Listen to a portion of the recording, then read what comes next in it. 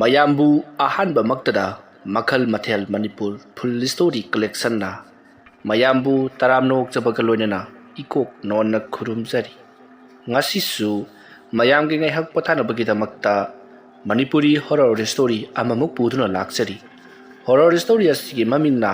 mairikpi wari asina hingliba amadi laikhidraba kanagumbi amattaga malinga jadi aibana wakhalna sakatcharaga tabiriba singi ngaihak pothanabagida makta semjaba warini hojik mayamda khudol tamjari manipuri horror story mairikpi ayuki matamni tamphayai mapabung adu amaiba ama puraduna parap tamphayai manakta changsilai tamphayai manakta seba tawduna phamliba tamphayai mama aduna osamai ba haibadu lakliba siro matamadu tamphayai mapabungna mani oja sida leidana bado amukta yengbiyusi kuirabani mana asuna leklibasi masasi ikan khati chaning thaning basu phawde dana tawraga leiri karmain tawgadabanu khangre tawrisi ai ibungo kari mata khaluruko aina thokpa pharnaba yengani amaiba ai bu thingna khrabadi kanagi ma gumbadi kari mata dateko ibe ma nangi mingdubu kari haibero adumna hanglubadu da tamphayai kawi haiduna yamna tapna khumli matam aduda amaiba aduna tamphayai haiba asumna hairaga amaiba aduna murum lewa khara solaka tamphayai gi makhut kuning thobadutta pairaga su haiduna kamsili aduga mamit uisinduna mahaki khubi aduna tamphayai gi ye thangba makhut adugi khubak mayai aduta amaiba adugi khubina namlaga karigumba khari yeni asumna yengla matungda amaiba to mana khaluriba aduga oramliba asiga khara tayonnare haiba khangbagi matagumna aina khalubaduga oramliba siga uthokna khenakhra ibungo asumna tamphayai gi mapabung aduda yenglakpa aduda tamphayai gi mapabungna oja kaidoba yaroge nangi nasanupise aina yengba ngamgadra aitana khalamani magise khara lurin he khara haina haiba amaiba ma kaurus chalo aduka yengthokna bato ngamsung loidabada aina ngamgani haidana kansallaga anga ngasiki punsi manghanbado aina sota sengna pamdi sese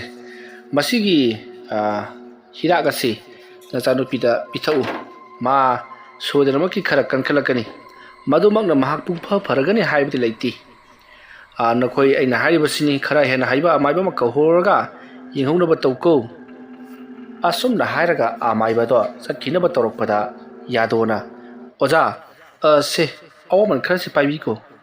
asumna haiduna dakhina khara katli amaiba aduna yare aina madugi damakta lawraroi aina nangonda hairam kadabadi launa somda laune asumna hairaga tamphayai gi mapabung yadodo mapalda puthokri karigum wafam kharati sodanamaki hairamlagani haibasi tamphayai gi mama aduna khangli tamphayai na su khallibani matamruda amaiba aduna yadoda hai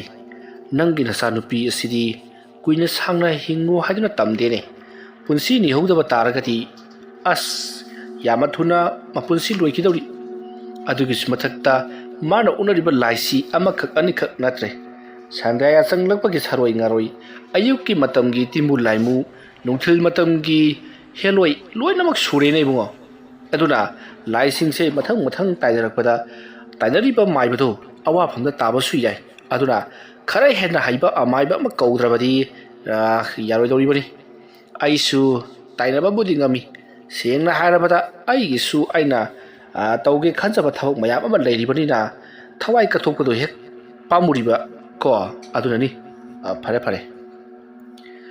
se sumai toro naigi khulase ekhoina leriba khulase dagi khara chatlaga khul ama leibani hariba khuladu nangasu hena khanglibaduni ngahar wai nangna sanjon thuk nonjin gi thabak toromba achoba kaithel ama leibadu ꯑꯗꯨꯗꯒꯤ ꯈꯔ ꯆꯠꯂꯒ ꯂꯕꯨꯛ ꯂꯝꯍꯥꯡ ꯑꯃ ꯂꯩꯕꯅꯤ ꯑꯗꯥꯏꯗ ꯑꯃꯥꯏꯕ ꯑꯉꯧ ꯁꯅꯥ ꯍꯥꯏꯗꯅ ꯑꯃ ꯂꯩꯕꯅꯤ ꯃꯥꯒ ꯎꯅꯔꯒ ꯑꯃꯨꯛꯇꯪ ꯋꯥꯔꯤ ꯁꯥꯟꯅꯧ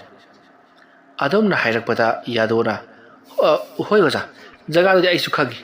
ꯃꯐꯝ ꯑꯗꯨꯗ ꯌꯥꯝꯅ ꯍꯩꯕ ꯃꯥꯏꯕ ꯑꯃ ꯂꯩꯌꯦꯗꯅ ꯃꯌꯥꯝꯅꯗꯤ ꯍꯥꯏꯅꯈꯤꯕꯅꯤ ꯑꯩ ꯍꯧꯖꯤꯛꯀꯤ ꯅꯤꯡꯁꯤꯡꯉꯛꯑꯦ ꯑꯣꯖꯥ ꯑꯣ ꯐꯔꯦ ꯐꯔꯦ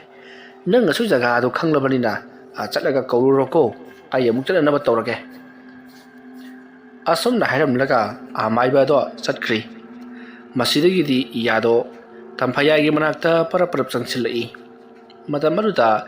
ꯌꯥꯗꯣꯒꯤ ꯅꯨꯄꯤꯅ ꯑꯃꯥꯏꯕꯅ ꯅꯪꯕꯨ ꯂꯣꯟꯅ ꯀꯧꯊꯣꯛꯂꯤꯕꯗꯨꯕꯨ ꯀꯔꯤ ꯍꯥꯏꯔꯝꯂꯤꯕꯅꯣ ꯑꯁꯨꯝꯅ ꯍꯪꯂꯛꯄꯗ ꯌꯥꯗꯣꯅ ꯀꯔꯤꯁꯨ ꯍꯥꯏꯔꯝꯗꯦꯗ ꯏꯆꯥꯅꯨꯄꯤꯁꯤ ꯑꯍꯩꯕ ꯑꯃꯥꯏꯕ ꯑꯃꯗ ꯌꯦꯡꯊꯣꯛꯎ ꯅꯠꯇ꯭ꯔꯕꯗꯤ ꯈꯨꯗꯣꯡꯊꯤꯕ ꯅꯪꯒꯅꯤꯗꯅ ꯍꯥꯏꯔꯝꯃꯤ ꯑꯃꯥꯏꯕꯗꯣ ꯑꯩ ꯉꯁꯤꯒꯤꯗꯤ ꯌꯥꯔꯔꯣꯏ ꯍꯌꯦꯡ ꯑꯌꯨꯛ ꯉꯟꯅ ꯆꯠꯂꯒ ꯁꯣꯏꯗꯅꯃꯛꯀꯤ ꯀꯧꯔꯨꯔꯒꯦ ꯀꯩꯅꯣ ꯍꯥꯏꯁꯤꯕꯣ ꯑꯃꯥꯏꯕꯗꯨꯕꯨ ꯃꯁꯛ ꯃꯃꯤꯡ ꯈꯪꯂꯕ꯭ꯔꯣ ꯍꯦꯔꯥ ꯑꯩꯅ ꯅꯍꯥꯟꯋꯥꯏꯗ ꯁꯟ ꯌꯣꯟꯊꯣꯛ ꯌꯣꯟꯁꯤꯟꯒꯤ ꯊꯕꯛ ꯇꯧꯔꯝꯕ ꯆꯥꯎꯔꯕ ꯀꯩꯊꯦꯜ ꯑꯗꯨꯒꯤ ꯈꯔ ꯆꯠꯂꯒ ꯂꯩꯕ ꯂꯕꯨꯛ ꯂꯝꯍꯥꯡ ꯑꯃ ꯂꯩ ꯑꯗꯥꯏꯗ ꯑꯃꯥꯏꯕ ꯑꯉꯧ ꯁꯅꯥ ꯑꯃ ꯂꯩꯈꯤꯅ ꯍꯥꯏ ꯃꯥꯒ ꯎꯅꯔꯒ ꯋꯥꯔꯤ ꯁꯥꯟꯅꯔꯕꯗꯤ ꯁꯣꯏꯗꯅꯃꯛꯀꯤ ꯏꯆꯟꯅꯨꯄꯤꯁꯤ ꯀꯟꯕ ꯉꯝꯒꯅꯤꯗꯅ ꯍꯥꯏꯔꯤ ꯑꯩꯅꯁꯨ ꯑꯉꯧ ꯁꯅꯥꯒꯤ ꯃꯃꯤꯡꯁꯤ ꯅꯠꯇꯕ ꯑꯗꯨꯋꯥꯏꯗ ꯌꯥꯝꯅ ꯍꯩꯕ ꯑꯃꯥꯏꯕ ꯑꯃ ꯂꯩ ꯀꯥꯟꯗꯗꯤ ꯑꯩꯅ ꯇꯥꯈ꯭ꯔꯕꯅꯤ ꯍꯧꯖꯤꯛꯀꯗ ꯑꯃꯥꯏꯕꯗꯨꯅ ꯍꯥꯏꯔꯒ ꯅꯤꯡꯁꯤꯡꯉꯛꯏꯕꯅꯤ ꯑꯁꯨꯝꯅ ꯍꯥꯏꯔꯛꯄꯗ ꯌꯥꯗꯣꯒꯤ ꯅꯨꯄꯤꯅ ꯍꯌꯦꯡ ꯑꯃꯨꯛ ꯉꯥꯏꯖꯕꯁꯨ ꯉꯁꯤ ꯀꯣꯛ ꯆꯠꯂꯨ ꯀꯩꯗꯧꯔꯒꯦ ꯃꯥꯒꯤ ꯅꯨꯄꯤꯒꯤ ꯋꯥꯗꯨ ꯇꯥꯕꯗ ꯌꯥꯗꯣꯅ ꯍꯥꯏ ꯌꯥꯔꯣꯏꯅꯦ ꯂꯥꯏꯌꯦꯡꯕ ꯍꯥꯏꯕꯁꯤ ꯁꯦꯟ ꯆꯪꯂꯤꯕꯅꯤ ꯑꯩꯅ ꯃꯥꯏꯕ ꯊꯤꯕꯅꯤꯅ ꯀꯣꯏꯆꯠ ꯆꯠꯂꯒ ꯂꯩꯔꯕꯗꯤ ꯀꯅꯥꯅ ꯁꯦꯟ ꯇꯥꯟꯒꯗꯧꯔꯤꯒꯦ ꯍꯥ ꯀꯗꯥꯏꯗꯒꯤ ꯁꯦꯟꯅ ꯏꯆꯥ ꯂꯥꯏꯌꯦꯡꯒꯗꯧꯔꯤꯒꯦ ꯑꯗꯨꯒꯤꯁꯨ ꯃꯊꯛꯇ ꯈꯜꯂꯒ ꯑꯃꯨꯛꯇꯪ ꯌꯦꯡꯉꯨꯅꯦ ꯑꯃꯥꯏꯕ ꯀꯧꯕ ꯍꯥꯏꯕꯁꯤ ꯑꯌꯨꯛꯇꯅ ꯑꯌꯥꯝꯕ ꯀꯧꯅꯔꯤꯕ ꯉꯥꯛꯇꯅꯤ ꯅꯨꯡꯊꯤꯜ ꯑꯩꯅ ꯆꯠꯂꯨꯔꯣꯅꯦ ꯁꯣꯝꯗ ꯊꯕꯛ ꯇꯧꯒꯗꯕ ꯉꯩ ꯍꯨꯟꯇꯣꯛꯇꯅ ꯃꯥꯅ ꯀꯅꯥꯒꯨꯝꯕ ꯑꯃꯒꯤ ꯊꯕꯛ ꯇꯧꯕ ꯆꯠꯈꯤꯗꯅ ꯂꯩꯔꯝꯗ꯭ꯔꯣ ꯃꯗꯨꯅ ꯍꯦꯟꯅ ꯃꯥꯡꯖꯔꯣꯏꯗ꯭ꯔꯣ ꯑꯗꯨꯒꯤ ꯁꯔꯨꯛꯄꯨꯗꯤ ꯑꯩ ꯊꯕꯛ ꯑꯃꯈꯛ ꯆꯠꯂꯨꯈꯤꯒꯦ ꯑꯗꯨꯒ ꯍꯜꯂꯛꯂꯒꯅꯦ ꯍꯌꯦꯡ ꯑꯣꯏꯅ ꯐꯖꯅ ꯆꯠꯂꯁꯤ ꯑꯃꯥꯏꯕꯗꯨꯅ ꯉꯁꯥꯏ ꯄꯤꯔꯝꯕ ꯍꯤꯗꯥꯛ ꯑꯗꯣ ꯑꯉꯥꯡꯗ ꯈꯔ ꯊꯤꯠꯂꯒ ꯄꯤꯊꯛꯎ ꯃꯥ ꯑꯗꯨ ꯊꯛꯑꯕꯗꯤ ꯈꯔ ꯇꯦꯛꯈꯠꯀꯅꯤꯗꯅ ꯍꯥꯏꯔꯝꯕꯅꯤ ꯀꯅꯥꯅ ꯈꯪꯅꯤ ꯃꯗꯨ ꯊꯛꯄꯗꯒꯤ ꯐꯗꯨꯅ ꯀꯣꯏꯆꯠ ꯆꯠꯂꯕꯗꯤ ꯑꯩꯈꯣꯏꯗ ꯐꯒꯗꯧꯔꯤꯕꯅꯤꯅꯦ ꯑꯁꯨꯝꯅ ꯍꯥꯏꯔꯝꯂꯒ ꯌꯥꯗꯣ ꯃꯐꯤ ꯃꯔꯣꯜ ꯂꯣꯏꯁꯤꯜꯂꯕ ꯃꯇꯨꯡꯗ ꯆꯠꯈꯤꯅꯕ ꯇꯧꯔꯛꯏ ꯃꯇꯝ ꯑꯗꯨꯗ ꯃꯍꯥꯛꯀꯤ ꯅꯨꯄꯤꯅ ꯀꯔꯤꯅꯣ ꯇꯧꯔꯤꯕꯁꯤꯕꯣ ꯅꯠꯇꯦꯅꯦ ꯆꯥꯛ ꯑꯝꯇ ꯆꯥꯔꯔꯣꯏꯕ꯭ꯔꯣ ꯑꯁ ꯆꯥꯛ ꯆꯥꯔ ꯂꯩꯕ ꯌꯥꯔꯔꯣꯏ ꯑꯩ ꯆꯠꯂꯒꯦꯁꯤ ꯊꯦꯡꯉꯁꯤ ꯑꯁꯨꯝꯅ ꯍꯥꯏꯔꯝꯂꯒ ꯑꯃꯥꯏꯕ ꯑꯃꯨꯛ ꯀꯧꯔꯨꯔꯦ ꯑꯗꯨꯒ ꯑꯃꯥꯏꯕꯗꯨꯅ ꯌꯦꯡꯂꯕ ꯃꯇꯨꯡꯗ ꯀꯔꯤꯅꯣ ꯈꯔ ꯍꯥꯏꯔꯝꯂꯦ ꯑꯗꯨ ꯐꯥꯎꯕꯗ ꯀꯔꯤꯝꯇ ꯍꯦꯛ ꯂꯩꯊꯣꯛꯄ ꯁꯪꯖꯗꯕ ꯃꯈꯩ ꯌꯥꯗꯣꯗꯣ ꯊꯕꯛ ꯁꯨꯐꯝꯗ ꯑꯃꯨꯛ ꯆꯦꯟꯈ꯭ꯔꯤ ꯌꯥꯗꯣꯅ ꯇꯧꯔꯤꯕ ꯊꯕꯛ ꯑꯁꯤ ꯑꯇꯩ ꯀꯔꯤꯃꯇ ꯅꯠꯇꯦ ꯃꯍꯥꯛꯅ ꯊꯕꯛ ꯍꯦꯛ ꯁꯨꯕ ꯆꯥꯎꯔꯕ ꯏꯅꯥꯛ ꯀꯩꯔꯥꯛ ꯌꯥꯝꯅ ꯈꯨꯟꯕ ꯂꯩꯀꯥꯏ ꯈꯨꯜ ꯑꯗꯨꯒꯤ ꯁꯦꯟꯖꯥꯎ ꯆꯥꯕ ꯁꯟꯌꯥꯝ ꯂꯣꯏꯕ ꯂꯧꯌꯥꯝ ꯆꯥꯕ ꯃꯤꯑꯣꯏ ꯑꯃꯁꯨ ꯂꯩꯔꯤ ꯍꯥꯏꯔꯤꯕ ꯃꯤꯑꯣꯏ ꯑꯗꯨꯒꯤ ꯁꯥ ꯁꯟ ꯂꯣꯏꯕ ꯑꯃꯗꯤ ꯁꯥ ꯁꯟ ꯌꯣꯟꯊꯣꯛ ꯌꯣꯟꯁꯤꯟꯒꯤ ꯀꯔꯕꯥꯔ ꯇꯧꯕ ꯑꯃꯗꯤ ꯂꯧꯁꯤꯡꯒꯤ ꯄꯥꯊꯣꯛ ꯄꯥꯁꯤꯟ ꯇꯧꯕꯁꯤ ꯌꯥꯗꯣꯅ ꯇꯧꯔꯤꯕꯅꯤ ꯃꯔꯝ ꯑꯗꯨꯅ ꯌꯥꯗꯣ ꯍꯥꯏꯔꯤꯕ ꯌꯨꯝ ꯑꯗꯨ ꯇꯝꯅ ꯆꯠꯈ꯭ꯔꯤꯕꯅꯤ ꯃꯁꯤꯒꯤ ꯃꯇꯨꯡ ꯍꯧꯖꯤꯛꯇꯤ ꯌꯥꯗꯣꯁꯨ ꯌꯨꯝ ꯑꯗꯨꯗ ꯌꯧꯔꯛꯇꯨꯅ ꯃꯌꯥꯝꯒ ꯄꯨꯟꯅ ꯋꯥꯔꯤ ꯋꯥꯇꯥꯏ ꯁꯥꯟꯅꯔꯤ ꯃꯇꯝ ꯑꯗꯨꯗ ꯌꯥꯗꯣꯅ ꯊꯕꯛ ꯁꯨꯔꯤꯕ ꯌꯨꯝ ꯑꯗꯨꯒꯤ ꯌꯨꯝꯕꯨ ꯑꯗꯣ ꯊꯣꯛꯂꯛꯏ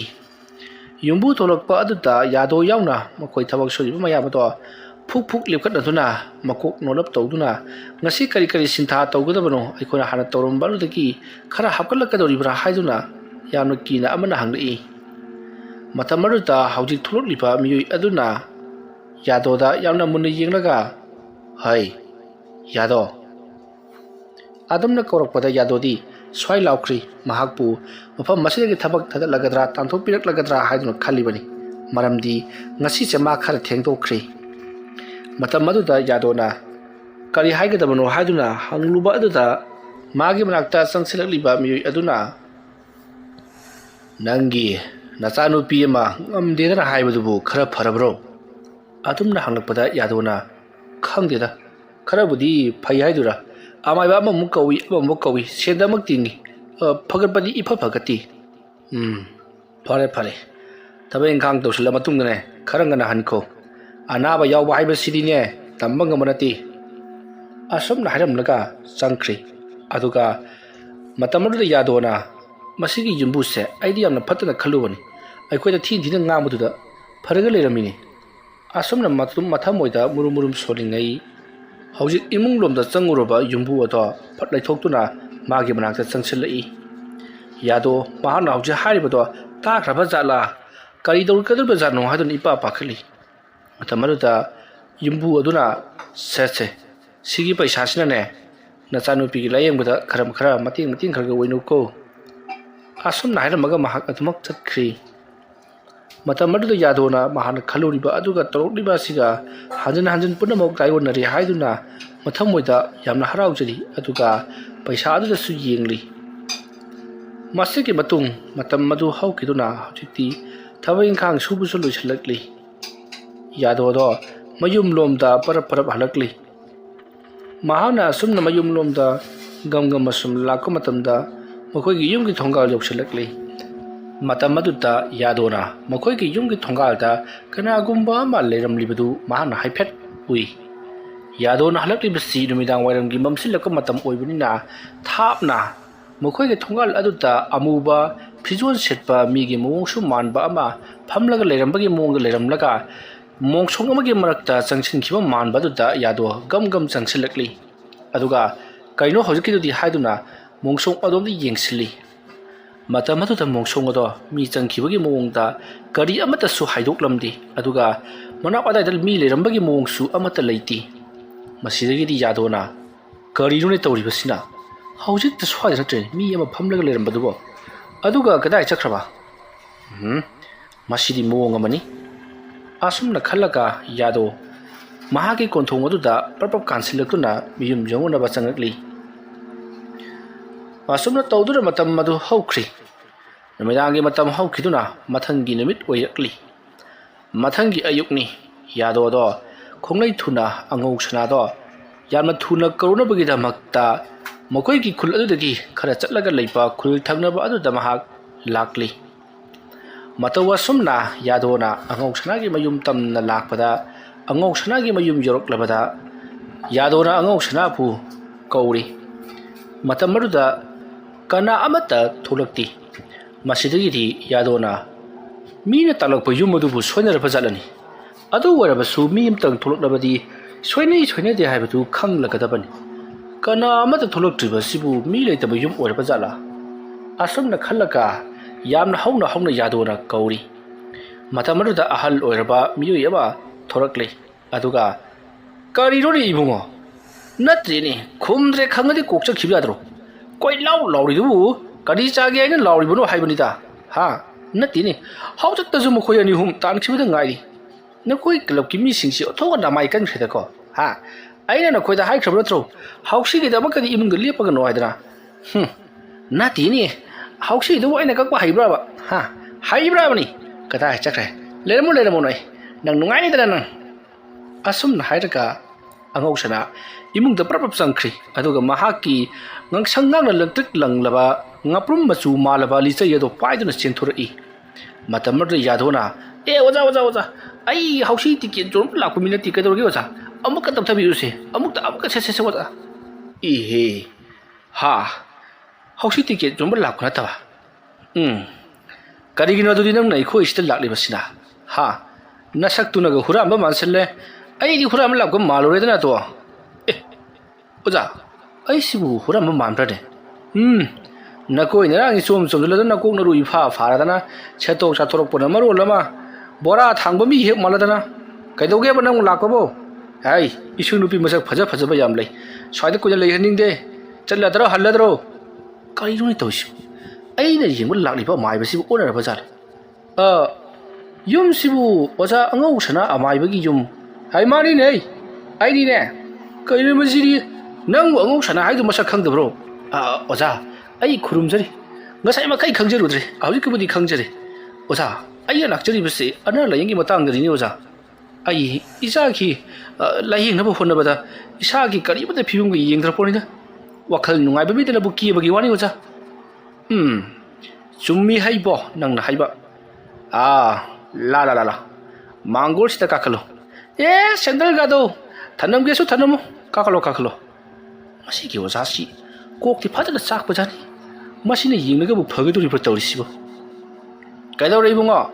nang su mai ba khar oibro ꯃꯤꯒꯤ ꯃꯥꯡꯒꯣꯜ ꯀꯔꯝꯗꯥꯏꯗ ꯃꯨꯔꯨꯝ ꯃꯨꯔꯨꯝ ꯁꯣꯜꯂꯤꯕꯗꯨꯕꯨ ꯀꯔꯤ ꯂꯃꯟꯇ꯭ꯔ ꯁꯤꯖꯤꯟꯅꯔꯤꯕꯅꯣ ꯍꯩ ꯑꯩꯉꯣꯟꯗꯒ ꯑꯗꯨꯝ ꯇꯧꯔꯛꯀꯅꯨꯀꯣ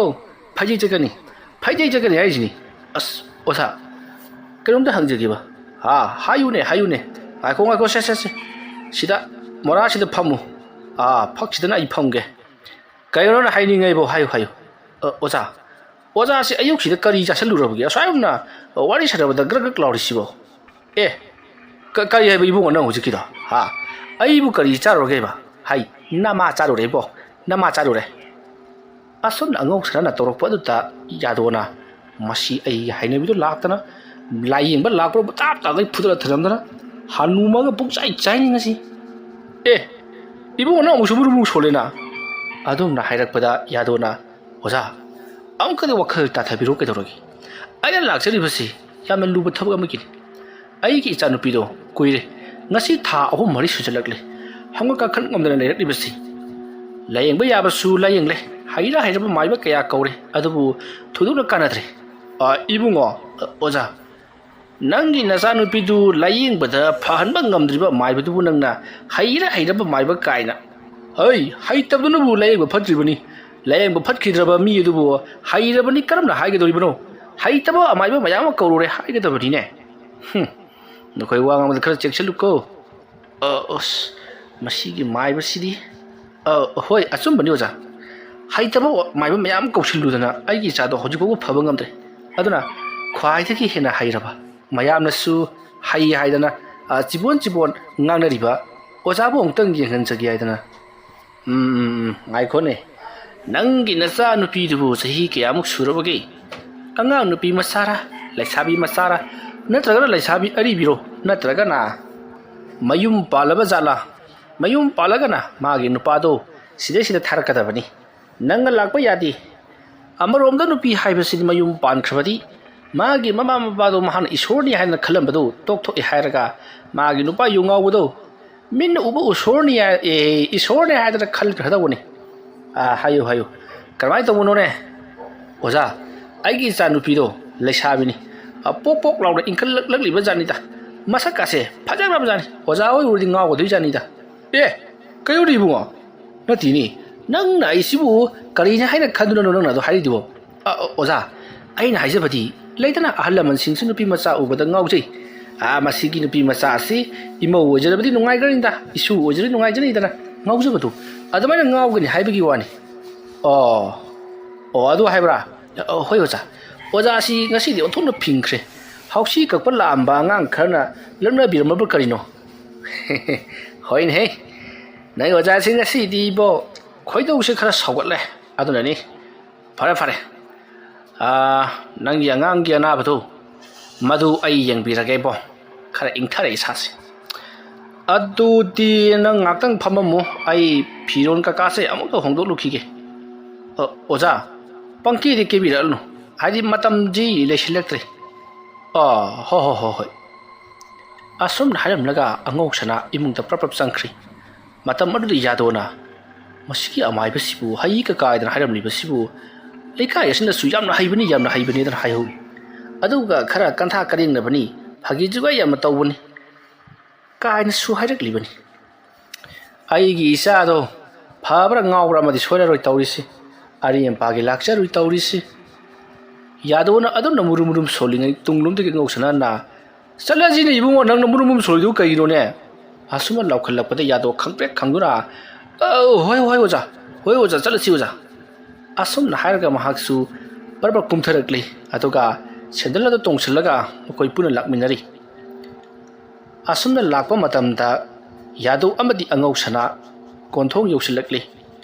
यादवना कोंथोंग दो सटके हाइदुना तौबदा हारना हांगदुना लेरमी मसिदिगी यादोना कोंथो हांगली बसिबु कना थोखिबा जानो लोसलमगदि खंगद फजाला असुमना मतुम दंगांजै मतमदा अंगौसना ना इबंगो सुमाना कोंथो ngasi हांगदुकलमलगा लोसलम कावरगा थबक चटलबदी इमुंद लेहौरिबा अना अयेक जावरबदी अनाबदो फगंदे अदुगा अना अयेक जावथु ओरगना चटखिबा मियदो मबुकचल सेंगदबा अमति करिनो थोनगबा थौदोक अमा थोकपा अनि जिमुंदमा तवंगनी अदुगा पोट मरन सेक्शन दे हाइबसिमसु अदुमक ताकलबनी असमना वारि सना चंगसिलपदा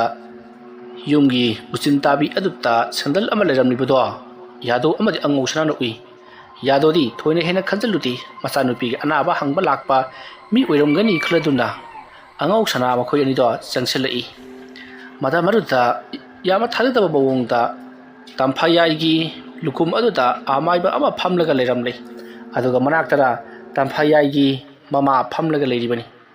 ꯌꯥꯗꯣ ꯆꯪꯉꯛꯄ ꯎꯕꯗ ꯌꯥꯗꯣꯒꯤ ꯅꯨꯄꯤꯅ ꯑꯩꯃꯥ ꯅꯪꯁꯨ ꯂꯥꯛꯂꯕ꯭ꯔꯣ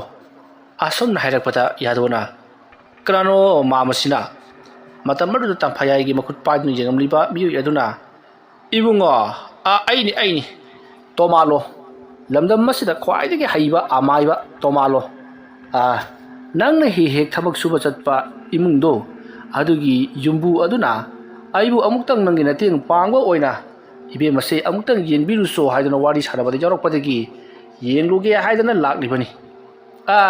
ꯅꯪꯒꯤ ꯅꯆꯥꯅꯨꯄꯤꯁꯦ ꯀꯨꯏꯔꯣꯏ ꯑꯩꯅ ꯌꯦꯡꯕꯗ ꯁꯠ ꯍꯦꯛꯇ ꯐꯒꯗꯧꯔꯤꯕ ꯖꯥꯠꯅꯤ ꯀꯅꯥ ꯑꯃꯇ ꯅꯦꯛꯇ꯭ꯔꯕꯁꯨ ꯌꯥꯒꯅꯤꯀꯣ ꯑꯁ ꯀꯩꯅꯣꯅꯦ ꯍꯥꯏꯁꯤꯕꯨ ꯑꯣꯖꯥ ꯍꯥꯏ ꯀꯩꯗꯧꯔꯦ ꯑꯩꯉꯣꯟꯗꯅ ꯀꯔꯤ ꯍꯥꯏꯒꯗꯧꯔꯤ ꯑꯣꯖꯥ ꯑꯩꯗꯤ ꯑꯣꯖꯥꯁꯤ ꯀꯧꯈꯤꯕ ꯂꯩꯇꯕꯅꯤ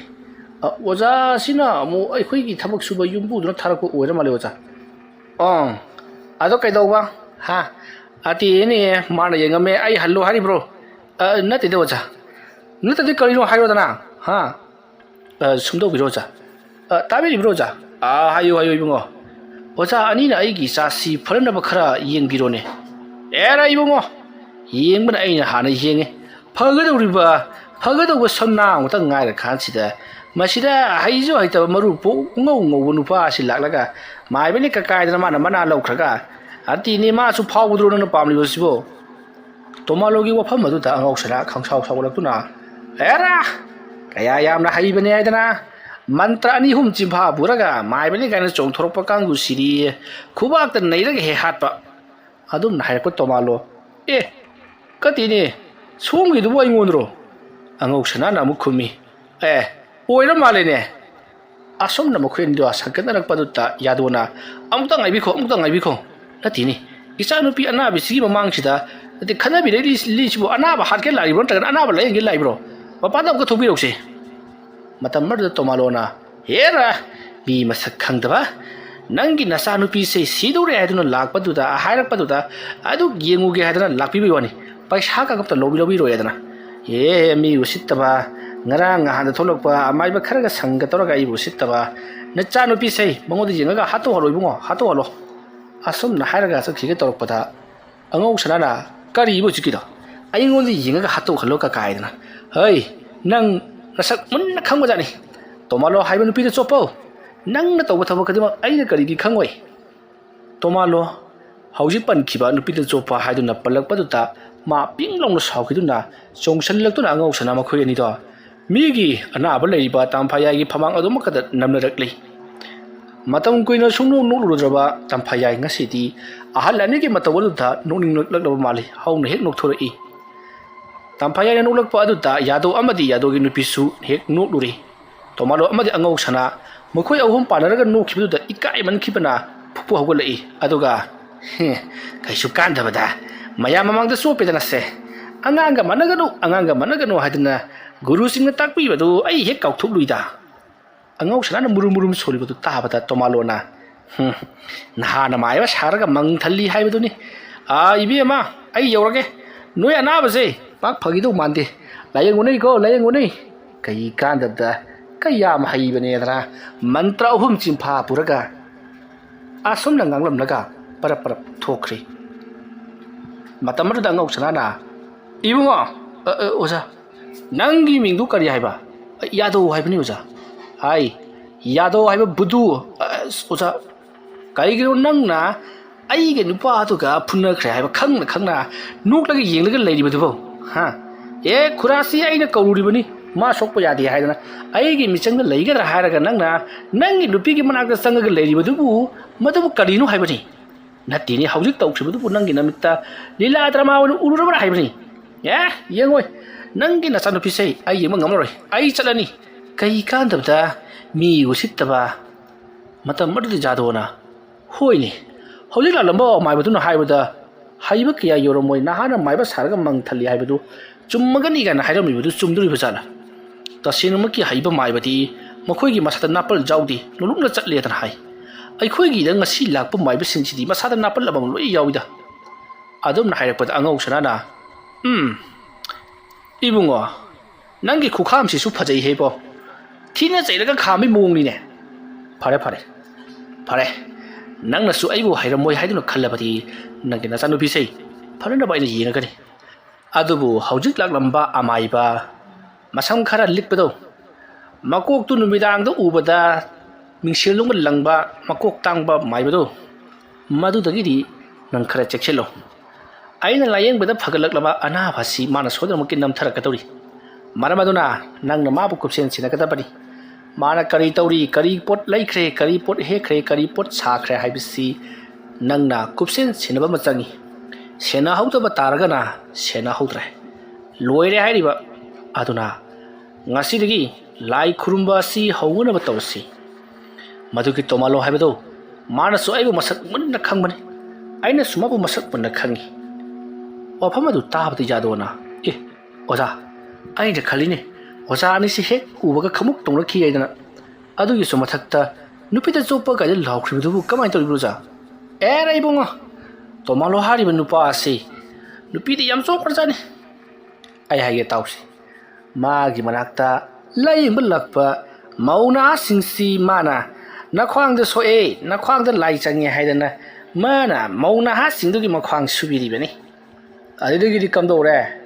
ꯅꯣꯡꯃꯗꯤ ꯅꯨꯄꯥ ꯑꯃꯈꯛꯅ ꯃꯥꯒꯤ ꯃꯑꯣꯡꯁꯤ ꯎꯁꯤꯠꯃꯟꯗꯦ ꯍꯥꯏꯗꯅ ꯃꯥꯁꯨ ꯌꯥꯎꯅ ꯂꯨꯝꯃꯒ ꯌꯦꯡꯕ ꯂꯥꯛꯄꯖꯥꯠꯅꯤ ꯑꯗꯒꯤꯗꯤ ꯃꯥꯒꯤ ꯅꯨꯄꯤꯗꯨ ꯑꯃꯥꯏꯕ ꯇꯣꯃꯥꯂꯣ ꯍꯥꯏꯁꯤꯅ ꯃꯈ꯭ꯋꯥꯡ ꯁꯨꯕꯤꯒꯦ ꯍꯥꯏꯗꯅ ꯁꯨꯔꯤꯉꯩ ꯑꯗꯨꯗ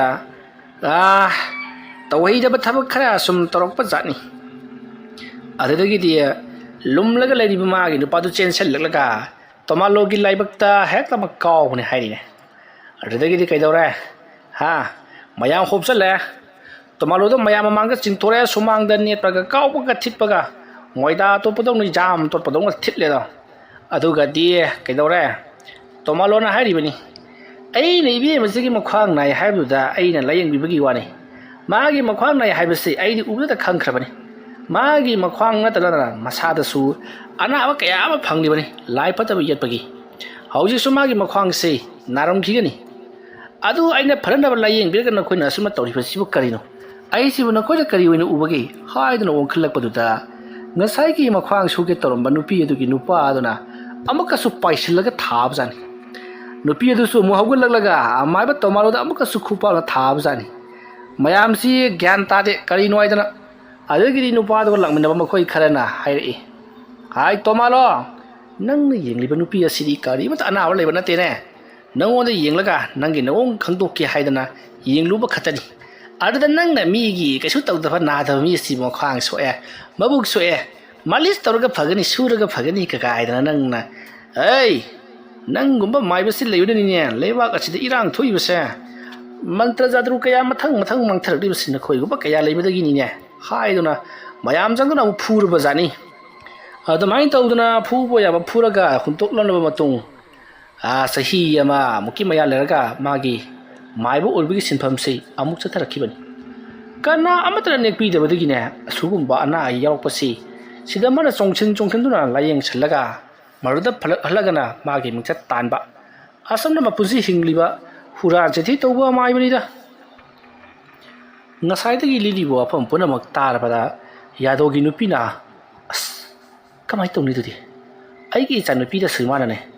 marai bakta kharanam makroi da kharanam thajin da kharanam ai suni yim do thona min na khrapuni matamru da ngoksana yare ibema noi nupi ga hunu ba khajitang hairu badane samadon hakolaga tambagi phibam do toklo adudi maiba koi gi bihun yang pham jaga aktani thajin da hunba bihun khuttam hunba bihun khawri da hunba bihun mana bona tini bema koi mi bigi bihun sei thajin ngaupak amadi khusa sing khubak mayai amadi khujing chingba da leiribani ko fare ngasi gi di lai khurum lagum si anga ngasei yamna chokthare timu lai musing mathak ta phamjin duna nan sinu leire masi oina tanthok piram lage aduga hayeng gi oina lai khurum ba to haurasi ꯂꯥꯏ ꯈꯨꯔꯨꯝꯕꯗ ꯆꯪꯒꯗꯕ ꯄꯣꯠꯂꯝ ꯆꯩꯔꯝ ꯄꯨꯝꯅꯃꯛ ꯑꯗꯨꯁꯨ ꯑꯩꯅ ꯅꯈꯣꯏꯗ ꯍꯥꯏꯔꯝꯂꯒꯦ ꯑꯁꯣꯝꯅ ꯍꯥꯏꯔꯛꯄꯗꯒꯤꯗꯤ ꯌꯥꯗꯧ ꯑꯃꯗꯤ ꯃꯍꯥꯛꯀꯤ ꯅꯨꯄꯤꯁꯨ ꯈꯔꯗꯤ ꯅꯦ ꯇꯥꯔꯦ ꯑꯃꯥꯏꯕ ꯑꯉꯧꯁꯅꯥꯅ ꯍꯥꯏꯔꯛꯄꯒꯤ ꯃꯇꯨꯡ ꯏꯟꯅ ꯇꯝꯐꯥꯌꯥꯏꯒꯤ ꯃꯁꯥ ꯑꯗꯨꯗ ꯇꯥꯔꯦꯟ ꯄꯨꯡꯐꯥꯏ ꯈꯤꯛꯇꯣꯛꯇꯨꯅ ꯃꯁꯥꯗꯣ ꯇꯤꯟꯁꯦꯡ ꯂꯥꯏꯁꯦꯡꯅꯕ ꯌꯥꯝꯅ ꯀꯟꯅ ꯍꯣꯠꯅꯔꯤ ꯑꯗꯨꯃ ꯇꯧꯔꯛꯄ ꯑꯗꯨꯗ ꯇꯝꯐꯥꯌꯥꯏꯒꯤ ꯃꯊꯛꯇ ꯐꯝꯗꯨꯅ ꯂꯩꯔꯝꯕ ꯇꯣꯡꯗꯨꯅ ꯂꯩꯔꯝꯕ ꯇꯤꯃꯨ ꯂꯥꯏꯃꯨꯁꯤꯡꯗꯣ ꯃꯊꯪ ꯃꯊꯪ ꯆꯣꯡꯊꯣꯛꯅꯈ꯭ꯔꯦ ꯃꯇꯝ ꯑꯗꯨꯗ ꯑꯉꯧꯁꯅꯥꯅ ꯃꯥꯁꯦ ꯉꯁꯤꯒꯤ ꯑꯍꯤꯡꯁꯤꯃꯗꯤ ꯈꯔ ꯀꯟꯈꯠꯂꯛꯀꯗꯧꯔꯤꯕꯅꯤ ꯃꯔꯝ ꯑꯗꯨꯅ ꯃꯍꯥꯛꯅ ꯆꯦꯟꯈꯤ ꯂꯥꯛꯈꯤꯗꯅꯕꯒꯤꯗꯃꯛꯇ ꯅꯈꯣꯏꯅ ꯀꯣꯏꯁꯦꯟ ꯁꯦꯟꯅꯒꯗꯕꯅꯤ ꯍꯧꯖꯤꯛ ꯏꯕꯦꯝꯃꯁꯦ ꯉꯥꯏꯍꯥꯛꯀꯤ ꯃꯇꯨꯡꯗ ꯀꯔꯤꯅꯣ ꯍꯥꯏꯐꯝ ꯈꯪꯗꯕ ꯃꯑꯣꯡꯗ ꯄꯪꯂꯥꯎꯗ ꯂꯥꯎꯕ ꯄꯪꯀꯞꯇ ꯀꯞꯄ ꯍꯧꯔꯛꯀꯗꯧꯔꯤꯕꯅꯤ ꯍꯌꯦꯡ ꯑꯩꯅ ꯂꯥꯛꯇ꯭ꯔꯤꯕ ꯐꯥꯎꯕꯗꯤ ꯃꯍꯥꯛꯄꯨ ꯆꯦꯛꯁꯤꯟꯅ ꯊꯝꯕꯤꯔꯝꯒꯗꯕꯅꯤꯀꯣ ꯑꯗꯨꯒ ꯃꯍꯥꯛ ꯄꯨꯡ 12 ꯍꯦꯛ ꯂꯥꯟꯊꯈꯤꯕꯗꯒꯤꯗꯤ ꯀꯔꯤ ꯑꯃꯠꯇ ꯇꯧꯔꯛꯂꯔꯣꯏ ꯇꯨꯃꯤꯟ ꯂꯩꯈ꯭ꯔꯒꯗꯕꯅꯤ ꯐꯔꯦ ꯑꯗꯨꯗꯤ ꯑꯩꯁꯨ ꯑꯃꯨꯛ ꯆꯠꯅꯕ ꯇꯧꯒꯦ ꯍꯌꯦꯡꯗꯣ ꯑꯩ ꯁꯣꯏꯗꯅꯕꯒꯤꯗꯃꯛꯇ ꯂꯥꯏ ꯈꯨꯔꯨꯝꯕꯗ ꯆꯪꯒꯗꯕ ꯄꯣꯠꯂꯝ ꯆꯔꯝ ꯅꯈꯣꯏꯅ ꯍꯦꯛ ꯐꯪꯂꯣꯏꯗꯕꯗ ꯊꯤꯕꯗ ꯋꯥꯒꯗꯕꯁꯤꯡ ꯑꯗꯣ ꯑꯩ ꯄꯨꯗꯨꯅ ꯂꯥꯛꯀꯦꯀꯣ ꯉꯁꯤꯒꯤꯗꯤ ꯑꯩ ꯍꯜꯂꯒꯦ ꯑꯁꯣꯝꯅ ꯍꯥꯏꯔꯝꯂꯒ ꯑꯉꯧꯁꯅꯥ ꯆꯠꯈ꯭ꯔꯤ ꯃꯇꯝ ꯑꯗꯨꯗ ꯌꯥꯗꯨ ꯑꯃꯗꯤ ꯃꯍꯥꯛꯀꯤ ꯅꯨꯄꯤꯅ ꯀꯔꯤꯅꯣꯅꯤ ꯉꯁꯤ ꯇꯧꯔꯤꯕ ꯋꯥꯏꯕꯁꯤꯕꯣ ꯅꯠꯇꯦꯅꯤ ꯃꯥꯏꯕ ꯑꯃꯃꯝ ꯑꯣꯏꯕꯒꯤ ꯂꯦꯝꯊꯣꯛꯄ ꯄꯣꯡꯊꯣꯛꯄ ꯆꯥꯎꯊꯣꯛꯄ ꯀꯥꯏꯗꯣ ꯀꯔꯤꯃꯠꯇ ꯍꯦꯛ ꯂꯩꯇꯦ ꯂꯝꯌꯥꯏ ꯑꯁꯤꯗꯕꯨ ꯍꯦꯛꯇ ꯑꯃꯨꯛ ꯅꯝꯅꯔꯛꯏꯅꯦ ꯑꯁꯨꯝꯅ ꯋꯥꯔꯤ ꯁꯥꯟꯅꯔꯒ ꯑꯗꯨꯃꯛ ꯇꯨꯝꯊꯅꯈ꯭ꯔꯤ ꯁꯣꯝꯗꯅ ꯀꯝꯗꯧꯔꯤ ꯇꯣꯃꯥꯂꯣ ꯏ ꯀꯥꯕ ꯃꯈꯩ ꯁꯥꯎꯔꯤꯕꯅꯤ ꯑꯉꯧꯁꯅꯥꯗ ꯎꯁꯤꯠꯃꯟꯗꯦ ꯍꯥꯏꯗꯨꯅ ꯀꯔꯤꯒꯨꯝꯕ ꯈꯔ ꯇꯧꯔꯒꯦ ꯍꯥꯏꯗꯨꯅ ꯇꯣꯃꯥꯂꯣꯅ ꯑꯉꯧꯁꯅꯥꯒꯤ ꯃꯊꯛꯇ ꯂꯩꯃꯨ ꯂꯩꯋꯥ ꯈꯔ ꯁꯣꯟꯗꯨꯅ ꯊꯥꯅꯕ ꯍꯣꯠꯅꯔꯤ ꯑꯁꯣꯝꯗꯁꯨ ꯑꯗꯨꯃꯉꯥꯏ ꯑꯉꯧꯁꯅꯥꯗꯣ ꯇꯣꯃꯥꯂꯣꯅ ꯀꯔꯤꯒꯨꯝꯕ ꯈꯔ ꯁꯣꯏꯗꯅꯃꯛꯀꯤ ꯇꯧꯔꯛꯂꯅꯤ ꯍꯥꯏꯕꯁꯦ ꯈꯪꯉꯤ ꯃꯇꯝ ꯑꯗꯨꯗ ꯑꯉꯧꯁꯅꯥꯅ ꯈꯜꯂꯤꯕꯁꯤꯅ ꯃꯍꯥꯛꯅ ꯂꯥꯌꯦꯡꯂꯤꯕ ꯇꯝꯐꯥꯌꯥꯏ ꯍꯥꯏꯔꯤꯕ ꯑꯉꯥꯡ ꯅꯨꯄꯤ ꯃꯆꯥ ꯑꯗꯨꯗ ꯁꯣꯏꯗꯅꯃꯛꯀꯤ ꯊꯥꯔꯛꯀꯗ꯭ꯔꯥ ꯍꯥꯏꯗꯨꯅ ꯄꯥꯈꯠꯂꯤꯕꯅꯤ ꯑꯁꯨꯝꯅ ꯃꯍꯥꯛꯅ ꯅꯤꯡꯖꯤꯡ ꯃꯥꯡꯖꯤꯡ ꯂꯩꯔꯤꯉꯩ ꯃꯇꯝ ꯑꯗꯨꯗ ꯏꯈꯪ ꯈꯪꯍꯧꯗꯅ ꯃꯈꯣꯏꯒꯤ ꯌꯨꯝꯒꯤ ꯁꯨꯃꯥꯡꯗ ꯗꯨꯡ ꯂꯥꯎꯅ ꯆꯦꯟꯕꯒꯤ ꯈꯣꯡꯖꯦꯜ ꯇꯥꯔꯛꯂꯤ ꯃꯈꯣꯜ ꯑꯗꯨ ꯇꯥꯕꯗ ꯑꯉꯧꯁꯅꯥꯅ ꯑꯩꯁ ꯂꯥꯛꯑꯦꯗꯅ ꯁꯤꯗꯤ ꯏꯆꯥ ꯏꯃꯧ ꯈꯪꯅꯔꯛꯇ꯭ꯔꯤꯉꯩꯁꯤꯗ ꯄꯔꯞ ꯂꯣꯏꯁꯤꯜꯍꯧꯗꯕ ꯌꯥꯔꯣꯏ ꯑꯁꯨꯝꯅ ꯍꯥꯏꯔꯒ ꯑꯉꯧꯁꯅꯥ ꯃꯄꯥꯜꯗ ꯄꯔꯞ ꯊꯣꯛꯂꯛꯏ ꯃꯇꯝ ꯑꯗꯨꯗ ꯑꯉꯧꯁꯅꯥꯒꯤ ꯁꯨꯃꯥꯡ ꯑꯗꯨꯗ ꯃꯨꯁꯤꯟ ꯃꯨꯕ ꯃꯤꯒꯤ ꯃꯑꯣꯡ ꯃꯥꯟꯕ ꯑꯃ ꯐꯟ ꯆꯣꯡꯂꯒ ꯂꯩꯔꯤꯕꯗꯣ ꯑꯉꯧꯁꯅꯥꯅ ꯎꯔꯦ ꯃꯇꯝ ꯑꯗꯨꯗ ꯑꯉꯧꯁꯅꯥꯅ ꯍꯩ ꯅꯪ ꯇꯣꯃꯥꯂꯣꯅ ꯊꯥꯔꯛꯄ ꯅꯠꯇ꯭ꯔꯥ ꯍꯥ ꯁꯤꯂꯥꯎ ꯑꯩꯅ ꯁꯥꯎꯔꯛꯂꯕꯗꯤ ꯇꯣꯃꯥꯂꯣꯒ ꯅꯕꯥꯅꯤ ꯄꯨꯂꯞ ꯊꯨꯞꯆꯜꯂꯒꯅꯤ ꯁꯤꯗ ꯂꯥꯎꯅꯤ ꯑꯁꯨꯝꯅ ꯍꯥꯏꯔꯒ ꯀꯧꯁꯜꯂꯤ ꯃꯇꯝ ꯑꯗꯨꯗ ꯐꯟ ꯆꯣꯡꯗꯨꯅ ꯂꯩꯔꯤꯕ ꯑꯉꯧꯁꯅꯥꯒꯤ ꯁꯨꯃꯥꯡꯗ ꯂꯩꯔꯤꯕꯗꯣ ꯐꯟ ꯆꯣꯡꯂꯒ ꯆꯪꯁꯤꯜꯂꯛꯏ ꯃꯇꯝ ꯑꯗꯨꯗ ꯑꯉꯧꯁꯅꯥꯅ ꯑꯣꯊꯣꯛ ꯀꯤꯗꯀꯣ ꯇꯧꯔꯤꯁꯤ ꯁꯩꯇ ꯑꯣꯏꯕ ꯍꯥꯏ ꯑꯗ ꯂꯩꯌꯨ ꯅꯪꯅ ꯁꯤꯗ ꯂꯥꯛꯂꯤꯕꯁꯤ ꯇꯣꯃꯥꯂꯣꯅ ꯀꯔꯤ ꯍꯥꯏꯔꯛꯏ ꯃꯇꯝ ꯑꯗꯨꯗ ꯑꯉꯧꯁꯅꯥꯒꯤ ꯃꯃꯥꯡꯗ ꯂꯩꯔꯤꯕ ꯑꯗꯨꯅ ꯑꯉꯧꯁꯅꯥꯗ ꯃꯃꯤꯠ ꯑꯗꯣ ꯉꯧꯔꯣꯛ ꯉꯧꯅ ꯂꯪꯇ꯭ꯔꯤꯛ ꯂꯪꯅ ꯍꯧꯗꯣꯡꯅ ꯌꯦꯡꯕꯒꯨꯝ ꯌꯦꯡꯉꯛꯂꯤ ꯃꯁꯤꯗꯒꯤꯗꯤ ꯑꯉꯧꯁꯅꯥꯅ ꯃꯁꯤꯗꯤ ꯀꯔꯗꯤ ꯇꯣꯃꯥꯂꯣꯗꯁꯨ ꯆꯩꯕꯤ ꯆꯩꯊꯦꯡ ꯈꯔ ꯄꯤꯕ ꯇꯥꯔꯦ ꯑꯃꯥꯏꯕ ꯑꯉꯧꯁꯅꯥ ꯀꯌꯥꯒꯤ ꯃꯇꯤꯛ ꯂꯩꯋꯥ ꯇꯤꯟꯋꯥꯗ ꯍꯩꯊꯣꯏꯕꯒꯦ ꯍꯥꯏꯕꯗꯣ ꯈꯪꯍꯟꯗꯕ ꯌꯥꯗꯦ ꯑꯁꯨꯝꯅ ꯈꯜꯂꯒ ꯂꯩꯋꯥ ꯈꯔ ꯃꯈꯨꯠꯇ ꯁꯣꯜꯂꯤ ꯑꯗꯨꯒ ꯃꯥꯒꯤ ꯃꯈꯨꯠ ꯑꯗꯨꯗ ꯁꯨ ꯍꯥꯏꯗꯨꯅ ꯀꯥꯝꯁꯤꯜꯂꯤ ꯑꯗꯨꯒꯗꯤ ꯃꯍꯥꯛꯅ ꯂꯥꯏꯃꯨ ꯑꯗꯨꯒꯤ ꯃꯅꯥꯛꯇ ꯄꯔꯞ ꯆꯪꯁꯤꯜꯂꯛꯂꯒ ꯂꯥꯏꯃꯨ ꯑꯗꯨꯒꯤ ꯈꯖꯥꯏꯗ ꯍꯩꯖꯤꯟꯗꯨꯅ ꯈꯨꯕꯥꯛ ꯑꯗꯨꯅ ꯊꯥꯈ꯭ꯔꯦ ꯂꯥꯏꯃꯨ ꯑꯗꯣ ꯈꯨꯗꯛ ꯑꯗꯨꯗ ꯃꯥꯡꯈ꯭ꯔꯦ ꯃꯇꯝ ꯑꯗꯨꯗ ꯑꯉꯧꯁꯅꯥꯅ ꯈꯪꯕ꯭ꯔꯥꯗꯣ ꯅꯨꯡꯉꯥꯏꯅꯤꯗꯅ ꯃꯊꯪ ꯑꯃꯃꯨꯛ ꯊꯥꯔꯛꯁꯅꯨ ꯍꯟꯇꯛꯃꯨꯛꯅ ꯀꯤꯟꯅ ꯊꯤꯟꯒꯦ ꯈꯪꯒꯅꯤꯗꯅ ꯃꯤ ꯎꯁꯤꯠꯇꯕ ꯑꯁꯨꯝꯅ ꯍꯥꯏꯔꯒ ꯑꯉꯧꯁꯅꯥ ꯏꯃꯨꯡꯗ ꯇꯨꯃꯤꯟꯅ ꯄꯔꯞ ꯆꯪꯈꯤ ꯁꯣꯝꯗ ꯀꯝꯗꯧꯔꯤ ꯇꯣꯃꯥꯂꯣꯅ ꯈꯪꯒꯅꯤꯗꯅ ꯃꯥꯒꯨꯝꯕ ꯀꯔꯤꯁꯨ ꯂꯩꯇꯕ ꯂꯩꯋꯥ ꯃꯟꯇ꯭ꯔ 3-4 ꯐꯥꯔꯒ ꯃꯥꯏꯕꯅꯤ ꯀꯥꯏꯗꯅ ꯃꯨꯛꯆꯕ ꯃꯥꯒꯨꯝꯕꯅꯁꯨ ꯎꯁꯤꯠꯇꯕ ꯑꯁꯨꯝꯅ ꯍꯥꯏꯔꯤꯉꯩ ꯃꯥꯅ ꯊꯥꯈꯤꯕ ꯂꯥꯏꯃꯨ ꯑꯗꯣ ꯃꯍꯥꯛꯀꯤ ꯃꯃꯥꯡꯗ ꯐꯟ ꯆꯣꯡꯊꯣꯔꯛꯂꯤ ꯑꯗꯨꯒ ꯇꯣꯃꯥꯂꯣꯒꯤ ꯈꯖꯥꯏꯗ ꯈꯨꯄꯥꯛꯅ ꯌꯥꯝꯅ ꯁꯥꯊꯤꯅ ꯍꯩꯖꯤꯟꯗꯨꯅ ꯊꯥꯖꯤꯜꯂꯛꯄꯗꯗꯤ ꯇꯣꯃꯥꯂꯣꯗꯣ ꯂꯩꯃꯥꯏꯗ ꯂꯣꯡꯈꯥꯛ ꯂꯣꯡꯅ ꯇꯥꯔꯤ ꯆꯩꯅꯥꯈꯣꯜ ꯑꯗꯨ ꯈꯥꯡꯕ ꯉꯝꯗꯨꯅ ꯃꯍꯥꯛꯇꯣ ꯁꯤꯔꯦ ꯍꯥꯏꯗꯨꯅ ꯀꯣꯏꯂꯥꯎ ꯂꯥꯎꯗꯨꯅ ꯃꯁꯥꯗꯣ ꯇꯔꯪ ꯃꯂꯪ ꯑꯃ ꯆꯠꯂꯤ ꯃꯁꯤꯒꯤ ꯃꯇꯨꯡ ꯇꯞꯅ ꯐꯝꯒꯠꯂꯛꯂꯒ ꯍꯩ ꯀꯔꯤꯒꯤꯅꯣ ꯅꯪꯕꯨ ꯅꯊꯤꯕꯣꯡ ꯄꯤꯖꯒꯦꯗꯅ ꯀꯧꯊꯣꯛꯂꯕ ꯑꯩꯉꯣꯟꯗ ꯑꯗꯨꯝꯅ ꯅꯪꯅ ꯐꯨꯔꯤꯕꯗꯨꯕꯨ ꯀꯔꯤꯒꯤꯅꯣ ꯃꯇꯝ ꯑꯗꯨꯗ ꯇꯣꯃꯥꯂꯣꯅ ꯊꯥꯈꯤꯕ ꯂꯥꯏꯃꯨ ꯑꯗꯨꯅ ꯅꯪꯅ ꯊꯥꯈꯤꯕ ꯑꯉꯧꯁꯅꯥ ꯍꯥꯏꯕꯗꯨꯅ ꯑꯩꯉꯣꯟꯗ ꯑꯁꯨꯝꯅ ꯐꯨꯔꯛꯏ मानसु नंगोंदा सुमना फुरु सोदना हायरकपदगी फुरिबनी करिगिरो नंगना आइबो अदु साथीग्रबा माबिदो थारिबदबो असुमना हायरकपदा तोमालोना या अइना थाखिबा खुलाई असिना अइंगोंदा हजललगा पालनबा फरे फरे से नंग असुम चटख्रो अदुगा तामफायाई कौबा यादोर कौबा नुपा अमगी मचानुपी अमा याम कन्ना नारगा लैरिबनी लैकाय अदुदा मादोंगा नाबा अमता यावदबनी हाइरिबा नाबदुगी मनाक्ता नहाकना चंगसिलगा महाकपु मखौरी चरमदो क्राक लाउना मेखाइरगा हातोकलमो अदु ओरेबदी यारेदना चलो चलो चलो नंगना पामजबा थबकनी असुमना हाइरगा तोमालोना लाइमु अदुबु थादोरक्ले सोमदा कमदौरी अंगौसना तुम्थरमबदगी महाक फु अवगलई अदुगा हस मदुगी तोमालो हाइबदु कया मथों चादबनी असुमना हाइरगा महाक फमुदगी फन चोंथरक्लगा फर फर पपाल थोलई अदुगा महांगा लाक्लिबसी यादोगी मयुमदनी महाकी साइकल अदो थौदुना यादोगी मयुम तमना थुना यांगा लाक्ली सोमदना कमदौरी तामफायाइदो मागी मपाबुंग यादोना लुखुमदा लेरी अदुगा ममाना खुयादा लेदुना संगलगा तुमहल लेमी तामफायाइ यामन नुंगाना तुमदुन लेरिंगै मागी मसादा हाइफम खंगदबा सोर फुनगतपा मतरक्ले मसिदगी तामफायाइना करिनुने हाइदुना ममायादो तपना पांगथोरपददी मागे थबक पयाई अदु मक्तदा मुसिन मुबा मीगी मोंग मानबा ममी अमा खुदु खुदु कुल्लगा हाइबदी निंगांग फम्बगी मोंगता फमलगा लेरमले मकोक अदुना तामफायाइदा नोनथरगा लेरमी मतमदु तामफायाइ कन्ना लावगे तौबदा मखौरी अदो कनागुंबा अमन मेखाइरपगुम क्रक मेसलकपदगिदी तामफायाइ लावबु सुंगमद्रे मसा अदो फरंग फरंग चोंगुना तौरकपा अदुता यादो अमदी महाकी नुपिना कैदोरेबेमा कैदरोगेबेमा हाइदुना मसा नोमदुना हौदुकलक्ली मतमदुदा यादोना मचानुपिना मखौरी अदुदा पाइसलगा तौरिबदुदा कनागुंबा मियोय अमन मखौरी मेटबा जाला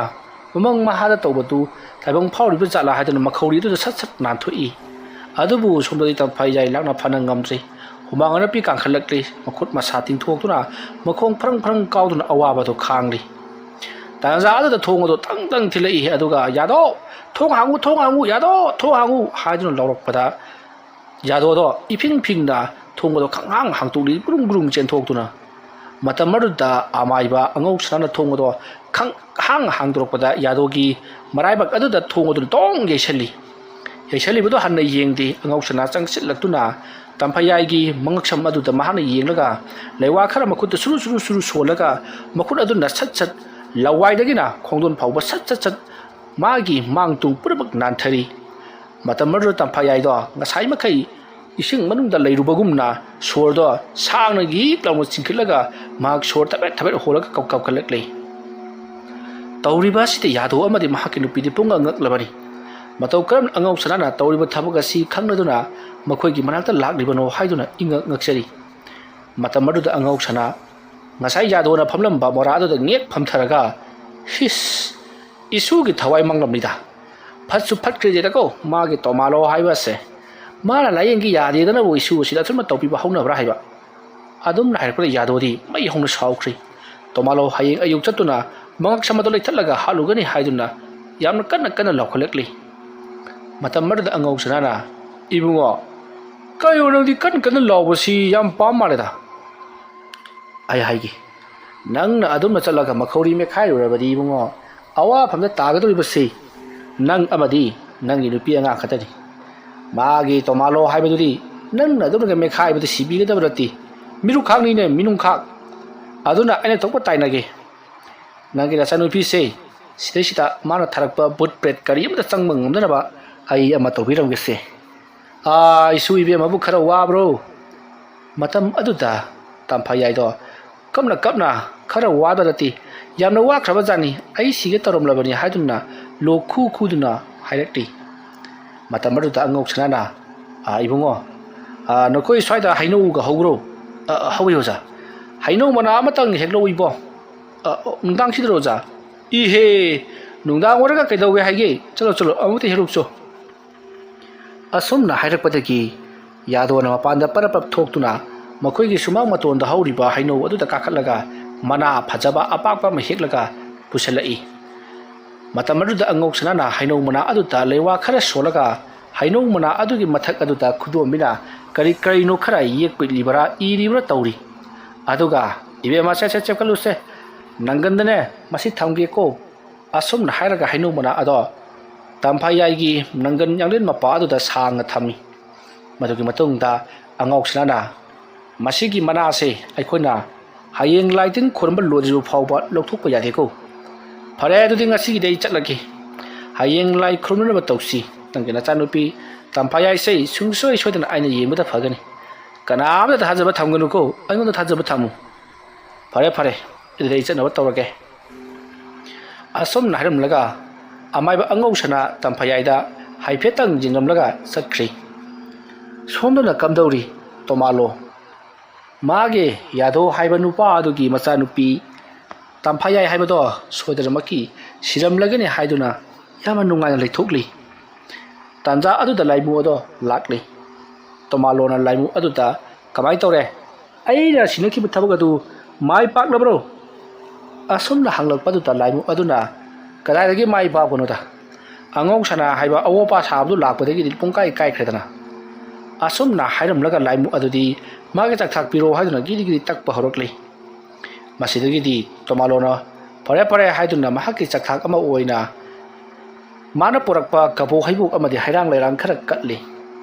matamadu laimu aduna sugumba chaba ngamloi aidi I thakba pot chakni yen mangak chagani haiduna hairakpada tomalo upa leitabana magi matanu pada loijaba migi kauna yen jenba ado mahanga lokthulaga bija thokri masidagi di kauna yen yemba ado pring chongduna kudak aduda siri masigi matung tomalona kauna yel ado tuminna macanu pagi yengol aduda hapsallamaga mahak magi tumpham kada laktuna tumki mathangi ayukni tamphayagi manakta angau sana lakli aduga lai khurunba tawsi lai khurunba se khara thusi na trabadina chanu pisi awa phamda tagani hairakpada yadodi pakhal aduna lai khurunba changada polam cheram singdo hangle madamadu da angau sana na lai khurunba da changada ba polam cheram punabak ado angau sana na yadoda hairi masigi matung yado amadi mahaki nupina tawduna ko chenduna lai khurunba da changada ba polam cheram hairang lairang phiron yerum amadi yenbin singba punamak sinba langba tawri thauram punamak loirabada amaiba angau sanana adodi mi khra su khom o haiduna laikai adugi ahallaman khra su khom le aduga nupi macha khra su khom lioni masigi matung tamphayai mapalda sumangi phamen aduda puthorakle aduga nupi macha makhoi mari amana angau ba phi amagi machin mari ado pairaga thakal loina khanduna tamphayai gi mathakta kangkhal khanbagum khanduna thamli aduga akoiba aduda angau sanana lewa mantra kaya sonduna ising khik nu chatli adama torokpada tamphayai sor thabet honba harokle matamaruda angau sanana ibema ngamangan kalu thawna layo nangidam ta khoi leiribasni thawning thodok thoksanu ai hingani haiba wakhalduda leigedabani ko asum na haraga ising khik nu chatlubada tamphayai ai kire haiduna yamna kana lawrakli matamaruda angau sanana nangna kiribido karigino lamita kari ubano hayu haiduna lawrakli matamaruda tamphayai na hauji aina leiribase kari mata ukhidre mamamkhri ngathore aya leiribase pungangangi aduga leima yasina ngaka gi ipak amada ai tawrga leiri aduga ai gi chuthek marida laimu ani jungnaga leiri asum narakpada phi pairba nupi macha singduri kibna lori phi ado thadok lamlaga chinkhra sira haiduna phawpa khalibani matamaruda amaiba angok sana karibada kigunu ko mana haibasina koi kina ba haklibani asum na hairaga angok sana phare adodi nangi chingnari ba nangi tawri khudi makado ko han birage ko asum na hairam laka mahara pariba isingado angau ba phi khaliba dugi mathakta joro haitharakli matamaruda tamphayai do nong chure haiduna mahakto koilaw lawri aduga min ado pangthorakli masidagi mahak to mina leikri akoibada koile leidunu yengi matamaruda angau sanana aibema tamphayai gi mama se tamphayai jabta kongkhat piyuse asum na haibadagi chensan lakli aduga tamphayai ba konkatli tamphayai su mama ujabaduta yamna hara ujari matam kuina manglan gi oiba sangsar amada leurabagum na mahak ado ngasida tholokpagum karino ingang chabagum tawri masidagidi amai angok sanana lepliba nupi macha mari adusu thauram lore na koisu afam ja jan lejeru ro haiduna loinamak lehen khrei matau asama tawduna numit adugi numidang wairam phawba lai khurumdura tamphayajat liramba phattaba haudiba laitin punamak loinamak tingkok laikok tuna magi mahan phamda loinama handan khrei amai ba angau sanana singju bu subu yenbi bu katpo ngakra bu katpo lai punamak ki chakthak pithok tuna lai punamak khodam thoklei asama tawduna lai khurumba pungloi loselek labada angau sanana tamphayajda aina ngasi piramliba podase nahak na chekchina thamu masina mangrio phawdi nangoda karimu ta karamta tawbu ngamloi ko haiduna amuba phine yomba mayom ama piramli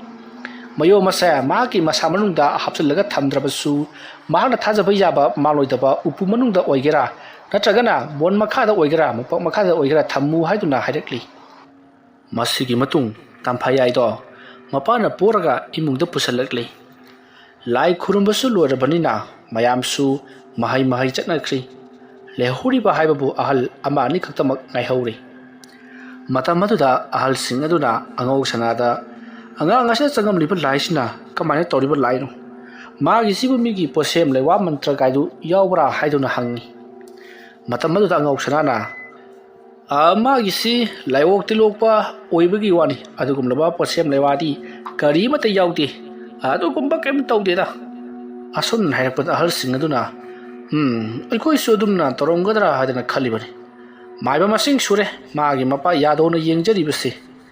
mamai thangda aikoina wajagi leifam takhibadagi wajabo aikoina kaurugi yenghanjari bani asumna hal singadu ga ware sanadi ngai yadodo parap laktuna la machat amada angamba tare chenja khara haptuna angau sanada katli angau sanana harau loksinduna ibe ma tamphayaisu phabu orasanu aduga aina haibuto kaunu ko amubu mayomdo phakha lukhada chekchina thamu asumna hairamnaba matung numit tarom torokpa adhawaida mayumda hankhrei leramba halsing adusu loinama hanakhrei ngahan makhai karimata saw thau yadaba tamphayai ngasidi chak chaningi karin sang thongudunu ima haiduna hanglakpadudadi yado amadi mahaki nupidi harau bran loikhrei ichana hek chaningbado thongani hairakpada tamphayai na mahana chaningba insang hairakli sawai do irulaga chaningi hairakpada hoi haiduna yadona parap kaithen tana chatuna chawai leiba chatkri ngaro oyanapa nga khara tawge haiduna su nga amsu yorotli asamna tawduna tamphayai khara phagalakli numit adugi ahingi matamni somdana tomalo mana tarubot khudimakta angau sana asumgamlakpa asida mahak mai homna sauri aduga ngasai ayuk thokiba thodok adusu mahakna ningsinglakli mahaki masanupana khangle tomalo na mahaki kaunglayen oiriba yenba ado mahaki laisingda chakthak oina pija thokre haibasi maramaduna mahaki masanupa do yamna mai hongna sauduna yengol aduga do singjangna yathektuna pungthu thugairaga mai thadok libani mai thadok padagi chaklalakpa mai jau aduna makhoigi yumda waisilakpadagi yum mai chaklambadagi mayam changduna ising haiduna kalhobadagi di thoidokpa amanga tadi thoudre adubu yumado khara maina cha ohkri maina chakraba yumdi laiba phatti aduna athu matamda siru u haiduna su mayamna haina hauri adubu tomalgi masanu padona sido oi kadobuki sido kadoribano aikoi punamak timur laibu mayamna yomlaga siraga leiraga dobani aduna maina chaklaga sibisu siba lai mayamna charaga sibisu siba chapanai haiduna mahakti phet lauduna chatkri hojik phawa hanjilaktribani hairiba mayam singasi angau sana haibuduna thugaliba ngaktani haiduna tomalo mai hauna sauribani aduna ngasigi numitta angau sana bu loisellagi khaladuna lewa mantra kaya sonduna akanba timulaimu amabu kauthoraklei asomda sukhangi angau sana tomalogi mayumda tholibu thodoksindo mahaksu pau taribani marmaduna tomalo na magi mathakta yamna sathiba tamthiba thabakama lagani haibase mahaksu khanglibani maramaduna mahaksu sem saduna leiri mahakisu timulaimu kaya kauthoktuna leiribani somdana kamdauri tomalo timulaimu singdo kauthoktuna angau sanagi mayumda tharaklei angau sana su ꯍꯧꯖꯤꯛ ꯃꯍꯥꯛꯀꯤ ꯃꯅꯥꯛꯇ ꯇꯤꯃꯨ ꯐꯠꯇꯕ ꯂꯥꯏꯃꯨ ꯐꯠꯇꯕ ꯂꯥꯛꯄ ꯍꯧꯔꯦ ꯍꯥꯏꯕꯗꯣ ꯈꯪꯕꯗꯒꯤ ꯃꯍꯥꯛꯅ ꯍꯥꯟꯅ ꯊꯥꯗꯣꯛꯇꯨꯅ ꯊꯝꯂꯤꯕ ꯇꯤꯃꯨ ꯂꯥꯏꯃꯨꯁꯤꯡ ꯑꯗꯨꯗ ꯌꯥꯊꯪ ꯇꯧꯗꯨꯅ ꯇꯣꯃꯥꯂꯣꯅ ꯊꯥꯔꯛꯂꯤꯕ ꯇꯤꯃꯨ ꯂꯥꯏꯃꯨꯁꯤꯡ ꯑꯗꯨꯕꯨ ꯂꯥꯟꯊꯦꯡꯅꯅꯕꯒꯤꯗꯃꯛꯇ ꯊꯥꯗꯣꯛꯈ꯭ꯔꯤ꯫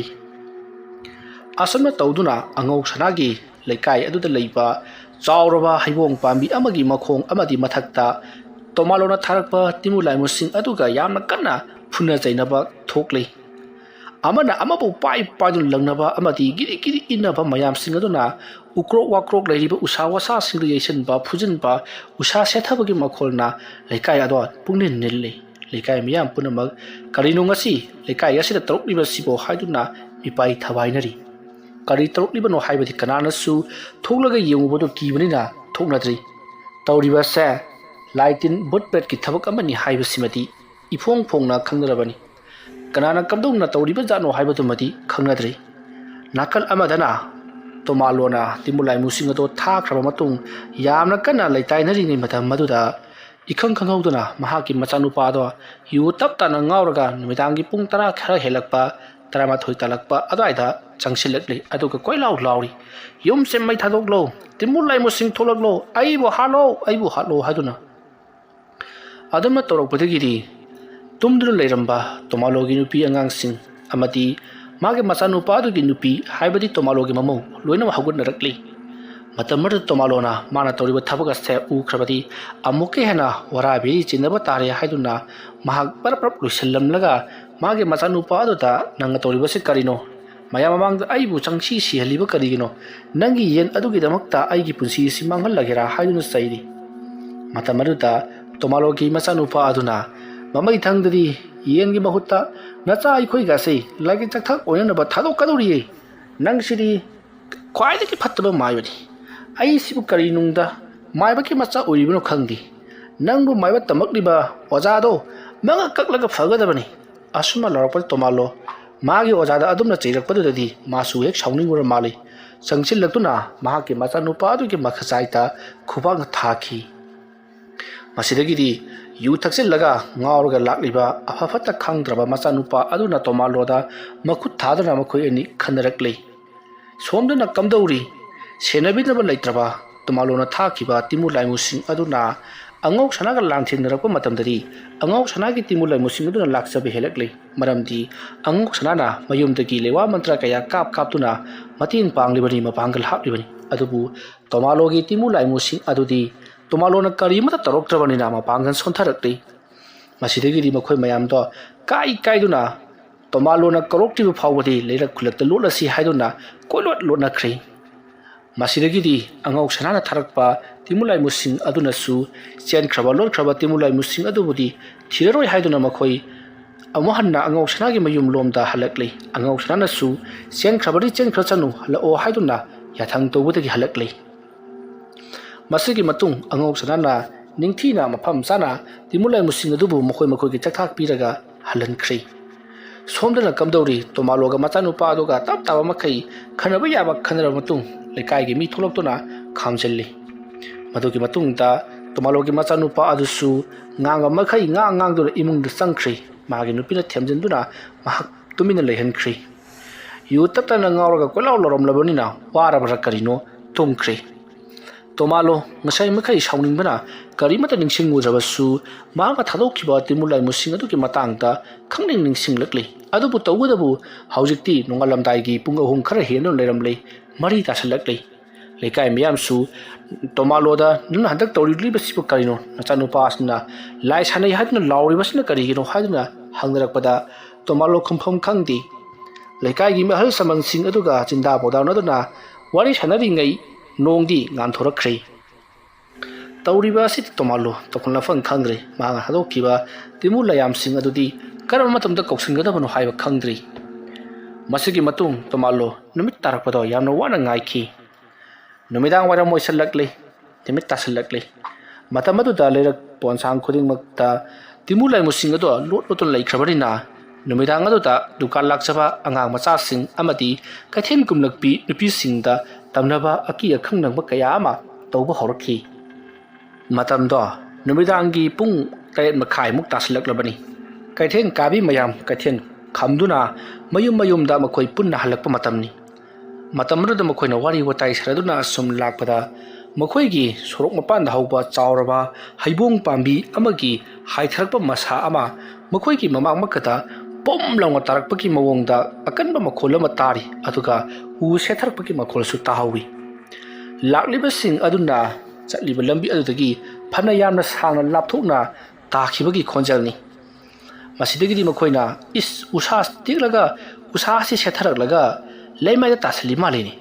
ꯑꯁꯤꯕꯨ ꯑꯩꯈꯣꯏꯅꯒ ꯆꯪꯁꯤꯜꯂꯨꯕ ꯃꯇꯥꯡ ꯊꯣꯛꯂꯕꯗꯤ ꯑꯩꯈꯣꯏꯒꯤ ꯀꯣꯛꯇ ꯅꯜꯂꯣꯏꯗ꯭ꯔꯕ ꯑꯁꯤꯕꯣ ꯍꯥꯏꯅꯔꯤꯕ ꯑꯗꯨ ꯃꯈꯣꯏꯒꯤ ꯍꯦꯛ ꯃꯃꯥꯡꯗ ꯂꯩꯔꯤꯕ ꯂꯝꯕꯤ ꯑꯗꯨꯒꯤ ꯑꯃꯝꯕ ꯃꯔꯛꯇꯅꯤ ꯃꯈꯣꯏꯅ ꯂꯥꯞꯅ ꯂꯩꯕꯅꯤꯅ ꯎꯕꯃꯛꯇꯤ ꯎꯗ꯭ꯔꯤꯕꯅꯤ ꯆꯪꯁꯤꯜꯂꯒ ꯌꯦꯡꯂꯨꯁꯤ ꯂꯥꯛꯑꯣ ꯍꯥꯏꯗꯨꯅ ꯃꯈꯣꯏ ꯆꯠꯄꯗꯤ ꯑꯗꯨꯃꯛ ꯂꯦꯞꯄ ꯅꯠꯇꯦ ꯑꯁꯨꯝꯅ ꯃꯈꯣꯏꯅ ꯆꯪꯁꯤꯜꯂꯨꯕꯗꯗꯤ ꯎꯁꯨ ꯑꯃꯠꯇ ꯇꯦꯛꯂꯝꯗꯦ ꯎꯁꯥꯁꯨ ꯑꯃꯠꯇ ꯁꯦꯠꯊꯔꯝꯗꯦ ꯃꯁꯤꯗꯒꯤꯗꯤ ꯂꯩꯔꯤꯕ ꯂꯥꯛꯂꯤꯕ ꯅꯨꯄꯤꯁꯤꯡ ꯑꯗꯨꯅ ꯀꯔꯤꯅꯣ ꯍꯧꯖꯤꯛ ꯇꯥꯈ꯭ꯔꯤꯕ ꯈꯣꯟꯖꯦꯜ ꯑꯗꯨꯅ ꯑꯁꯨꯝꯅ ꯍꯥꯏꯅꯔꯤꯉꯩ ꯏꯈꯪ ꯈꯪꯍꯧꯗꯅ ꯆꯥꯎꯔꯕ ꯍꯩꯕꯣꯡ ꯄꯥꯝꯕꯤ ꯑꯗꯨꯒꯤ ꯃꯊꯛꯇ ꯂꯩꯔꯤꯕ ꯎꯁꯥꯁꯤꯡ ꯑꯗꯣ ꯁꯣꯔꯣꯠ ꯁꯣꯔꯣꯠ ꯅꯤꯛꯄ ꯍꯧꯔꯛꯂꯤ ꯑꯗꯨꯒ ꯅꯨꯄꯤ ꯑꯃꯅ ꯇꯦꯡꯊꯥꯅ ꯑꯣꯏꯅ ꯀꯟꯅ ꯂꯥꯎꯔꯒ ꯀꯞꯄꯒꯤ ꯃꯑꯣꯡꯗ ꯇꯧꯔꯛꯄꯗꯨꯗ ꯀꯩꯊꯦꯜ ꯐꯝꯕꯤ ꯃꯌꯥꯝ ꯀꯨꯝꯂꯛꯄꯁꯤꯡ ꯑꯗꯣ ꯁꯝꯖꯤ ꯈꯥꯏꯗꯨꯅ ꯑꯣꯏꯃ ꯑꯣꯏꯃ ꯍꯥꯏꯗꯨꯅ ꯂꯥꯎꯔꯒ ꯒꯨꯗꯨꯡ ꯒꯨꯗꯨꯡ ꯒꯨꯗꯨꯡ ꯆꯦꯟꯅꯔꯛꯂꯤ ꯑꯁꯨꯝꯅ ꯀꯩꯊꯦꯜ ꯀꯥꯔꯨꯕꯤ ꯃꯌꯥꯝ ꯑꯃ ꯍꯜꯂꯛꯄꯗ ꯀꯣꯏꯂꯥꯎ ꯂꯥꯎꯔꯒ ꯆꯦꯟꯅꯔꯛꯄꯗꯨꯗ ꯌꯨꯝꯗ ꯂꯩꯔꯝꯕ ꯃꯤ ꯃꯈꯩꯁꯨ ꯆꯦꯟꯊꯣꯛꯅꯔꯛꯂꯤ ꯑꯗꯨꯒ ꯀꯩꯗꯧꯕ ꯌꯥꯎꯔꯦ ꯍꯥꯏꯗꯨꯅ ꯍꯪꯅꯔꯛꯂꯤ ꯃꯇꯝ ꯑꯗꯨꯗ ꯀꯩꯊꯦꯜ ꯀꯥꯔꯨꯕꯤꯁꯤꯡ ꯑꯗꯨꯅ ꯍꯩꯕꯣꯡ ꯃꯊꯛꯇ ꯇꯤꯃꯨ ꯂꯥꯏꯃꯨ ꯃꯌꯥꯝ ꯑꯃ ꯇꯣꯡꯂꯒ ꯂꯩꯍꯧꯔꯦ ꯈꯨꯕꯥꯛ ꯈꯨꯕꯤ ꯁꯥꯟꯅꯍꯧꯔꯦ ꯍꯥꯏꯗꯨꯅ ꯄꯥꯎ ꯇꯝꯃꯤ ꯃꯁꯤꯗꯒꯤꯗꯤ ꯈꯨꯜꯒꯤ ꯅꯍꯥ ꯃꯈꯩ ꯂꯥꯛꯇꯨꯅ ꯍꯩꯕꯣꯡ ꯃꯊꯛ ꯑꯗꯨꯗ ꯇꯣꯔꯆ ꯂꯥꯏꯠ ꯀꯥꯞꯀꯠꯇꯨꯅ ꯌꯦꯡꯂꯨꯕꯗꯗꯤ ꯀꯔꯤꯁꯨ ꯂꯩꯔꯝꯈꯤꯗꯦ ꯃꯁꯤꯒꯤ ꯃꯇꯨꯡ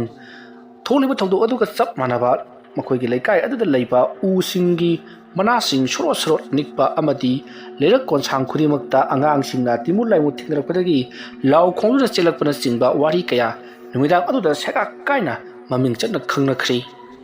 ꯃꯁꯤꯗꯒꯤꯗꯤ ꯂꯩꯀꯥꯏ ꯃꯌꯥꯝ ꯍꯧꯔꯛꯇꯨꯅ ꯇꯧꯔꯤꯕ ꯊꯕꯛ ꯑꯁꯤ ꯀꯅꯥꯅ ꯇꯧꯔꯤꯕꯖꯥꯠꯅꯣ ꯇꯤꯃꯨ ꯂꯥꯏꯃꯨꯁꯤꯡ ꯁꯥꯟꯅꯕ ꯃꯤ ꯌꯥꯎꯔꯦ ꯍꯥꯏꯗꯨꯅ ꯃꯈꯣꯏ ꯃꯌꯥꯝ ꯑꯗꯣ ꯋꯥ ꯈꯟꯅꯔꯒ ꯂꯩꯔꯤꯉꯩ ꯇꯣꯃꯥꯂꯣꯅ ꯂꯩꯔꯤꯕ ꯂꯩꯀꯥꯏ ꯑꯗꯨꯒꯤ ꯃꯤꯑꯣꯏ ꯑꯃ ꯂꯥꯛꯇꯨꯅ ꯄꯥꯎ ꯑꯃ ꯇꯝꯂꯨꯔꯤ ꯇꯣꯃꯥꯂꯣꯗꯣ ꯃꯈꯣꯏꯒꯤ ꯌꯨꯝꯒꯤ ꯃꯅꯤꯡꯗ ꯂꯩꯕ ꯂꯩꯕꯨꯛꯀꯤ ꯀꯥꯆꯤꯟ ꯑꯃꯗ ꯂꯥꯏ ꯁꯥꯟꯅꯗꯨꯅ ꯂꯩꯍꯧꯔꯤ ꯃꯍꯥꯛꯅ ꯇꯧꯍꯟꯕ ꯁꯣꯏꯗꯅ ꯑꯣꯏꯔꯝꯒꯅꯤ ꯍꯥꯏꯔꯛꯄꯗꯒꯤ ꯃꯌꯥꯝꯁꯤꯡ ꯑꯗꯨ ꯍꯨꯞꯇꯨꯅ ꯇꯣꯃꯥꯂꯣꯅ ꯍꯧꯖꯤꯛ ꯂꯥꯏ ꯁꯥꯟꯅꯔꯤꯕ ꯃꯐꯝ ꯑꯗꯨꯗ ꯂꯥꯛꯂꯤ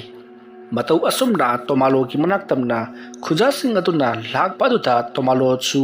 ꯃꯥꯒꯤ ꯃꯅꯥꯛꯇ ꯂꯥꯛꯂꯤꯕꯁꯤꯡ ꯑꯗꯣ ꯏꯆꯝ ꯆꯝꯅ ꯂꯥꯛꯄꯗꯤ ꯑꯣꯏꯔꯔꯣꯏ ꯍꯥꯏꯕꯁꯦ ꯈꯪꯖꯔꯤ ꯃꯔꯝ ꯑꯗꯨꯅ ꯆꯦꯟꯈꯤꯕ ꯌꯥꯕ ꯂꯝꯕꯤ ꯊꯤꯔꯛꯂꯤ ꯑꯗꯨꯕꯨ ꯃꯍꯥꯛ ꯆꯦꯟꯕ ꯅꯪꯍꯧꯗ꯭ꯔꯤ ꯃꯌꯥꯝꯅ ꯃꯥꯕꯨ ꯀꯣꯏꯁꯟꯗꯨꯅ ꯐꯥꯈ꯭ꯔꯦ ꯑꯗꯨꯒ ꯀꯔꯤꯒꯤꯗꯃꯛꯇ ꯂꯥꯏ ꯁꯥꯟꯅꯔꯤꯕꯅꯣ ꯍꯥꯏꯗꯨꯅ ꯃꯌꯥꯝꯅ ꯃꯥꯕु ꯐꯨꯕ ꯍꯧꯔꯛꯏ ꯃꯁꯤꯗꯒꯤꯗꯤ ꯇꯣꯃꯥꯂꯣꯕꯨ ꯈꯨꯜꯒꯤ ꯂꯝꯄꯥꯛꯇ ꯃꯌꯥꯝ ꯍꯧꯗꯨꯅ ꯄꯨꯗꯨꯅ ꯂꯥꯛꯂꯤ ꯄꯥꯎ ꯑꯗꯨ ꯇꯥꯕꯗ ꯇꯣꯃꯥꯂꯣꯒꯤ ꯃꯆꯥꯅꯨꯄꯥ ꯑꯃꯗꯤ ꯃꯃꯧ ꯑꯃꯗꯤ ꯇꯣꯃꯥꯂꯣꯒꯤ ꯅꯨꯄꯤꯁꯨ ꯊꯣꯛꯂꯛꯇꯨꯅ ꯂꯝꯄꯥꯛ ꯑꯗꯨꯗ ꯃꯈꯣꯏꯁꯨ ꯌꯦꯡꯅꯔꯤ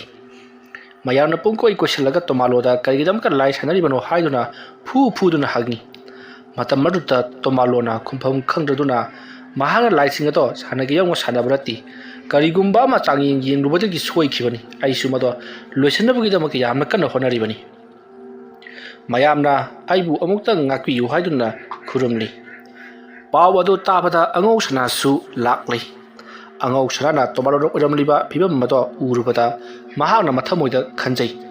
ꯀꯩꯁꯨ ꯂꯩꯇꯕ ꯊꯧꯗꯣꯛ ꯑꯃꯅ ꯃꯍꯥꯛꯀꯤ ꯄꯨꯟꯁꯤꯁꯦ ꯉꯁꯤꯗꯤ ꯂꯩꯀꯥꯏ ꯃꯃꯥꯡꯗ ꯐꯝꯕ ꯍꯥꯏꯕꯗꯨ ꯑꯣꯏꯔꯤ ꯃꯩꯔꯤꯛꯄꯤꯗꯒꯤ ꯃꯩꯖꯥꯎꯕꯤ ꯍꯧꯋꯤꯗ ꯍꯥꯏꯗꯨꯅ ꯃꯊꯃꯣꯏꯗ ꯁꯣꯟꯖꯔꯤ ꯑꯗꯨꯒ ꯑꯉꯧ ꯁꯅꯥ ꯆꯪꯁꯤꯜꯂꯛꯇꯨꯅ ꯃꯌꯥꯝꯗ ꯀꯔꯤꯒꯨꯝꯕ ꯑꯃꯠꯇ ꯍꯥꯏꯖꯒꯦ ꯇꯣꯃꯥꯂꯣꯁꯦ ꯂꯩꯀꯥꯏ ꯑꯁꯤꯒꯤ ꯃꯔꯝꯗ ꯊꯣꯏꯗꯣꯛ ꯍꯦꯟꯗꯣꯛꯅꯁꯨ ꯃꯍꯥꯛꯅ ꯑꯅꯥꯕ ꯀꯌꯥ ꯃꯇꯦꯡ ꯄꯥꯡꯗꯨꯅ ꯐꯍꯟꯈ꯭ꯔꯕꯅꯤ ꯑꯗꯨꯅ ꯍꯟꯗꯛꯀꯤ ꯃꯇꯥꯡ ꯑꯁꯤꯃꯗꯤ ꯉꯥꯛꯄꯤꯔꯁꯤ